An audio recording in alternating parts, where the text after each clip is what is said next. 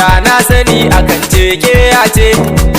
dan Hausa shi ka gane zaurance mata kan kuni zana tirance baitun ku yau na zano a rubuce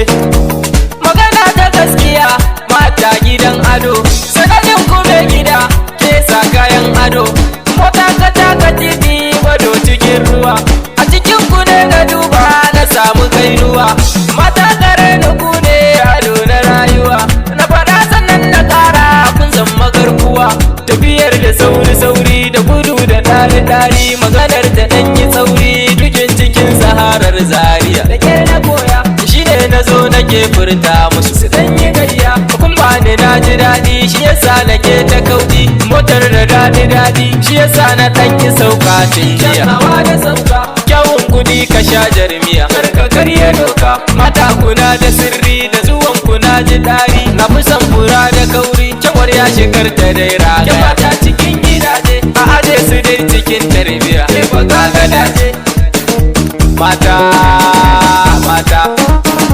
kune ruwa jinin jikina mata kogon ku zane zo na kwana mata sai da ku ko cikin dare da rana mata ku ne wanda zana ba abuna mata a taba ku zuciya da kuna mata ku ka kai ni masayina mata kuma ba ku nuna farafina mata dole ni da ku akwai amana mata kun jure dukkanin halina mata kullum na za ku bar rabona mata ai bishe dole sai da mata Hafiz ma baya raina mata kyawun kyauta ba wa mata duka kudi na bai wa mata da kudi da abun hawa ga mata zan iya shaida akan ku mata zan iya yaki akan ku mata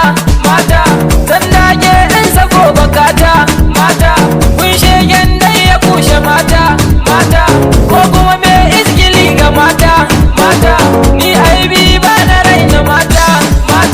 dan ajiya ba ya raina mata bambam ma ba ya raina mata wani rabul ba ya raina mata dan kirki ba ya raina mata na tattara duk abin jakata